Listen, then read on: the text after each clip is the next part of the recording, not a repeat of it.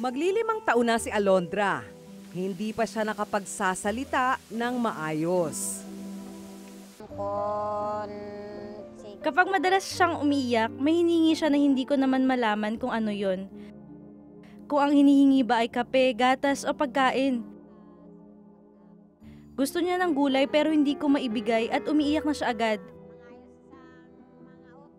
Gusto ko sana siyang bigyan ng pagkain kaso wala naman akong pera. Gusto niyang kumain ng gulay pero hindi ko kayang ibigay. Kung ikukumpara si Alondra sa mga kaedad niya, kulang siya sa timbang at taas. Ang kanyang timbang na 7.8 kilos at sukat na 73.4 centimeters ay para lamang sa mga batang may edad na 1 taon.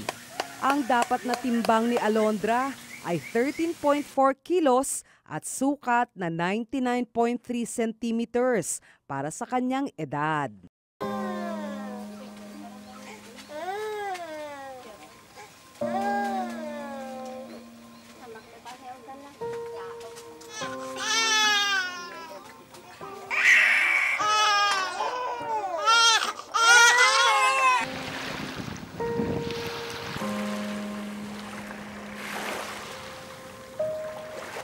Dito sa Sitio Dapdap, sa Gigantes Island, nakatira ang pamilya Chavez.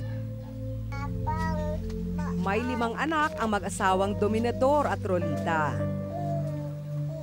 3 sa kanila ang kulang sa nutrisyon. Ang may pinakamalalang kondisyon ay si Alondra. Si Alondra mahina ang resistensya, wala siyang ganang kumain. Gusto niya ang mga ulam na nakikita niya sa tindahan kasi yun ang kinakain ng mga bata. Hindi ko naman mabili kasi wala kaming pera, wala akong pambili.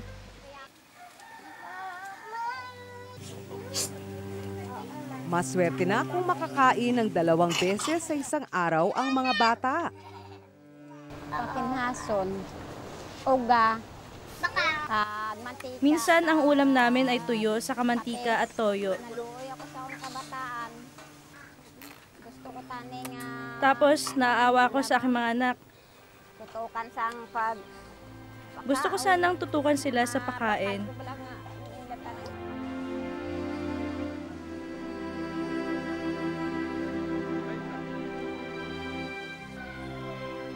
Walang trabaho si Rolita.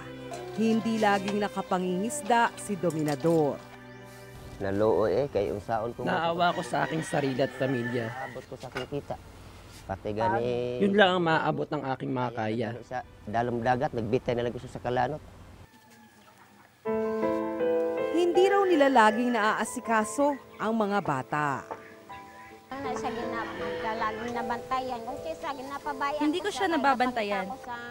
Minsan napapabayaan ko siya. Minsan naghahanap ako ng pagkain para makakain siya. Palagi ko siyang iniiwan sa bahay.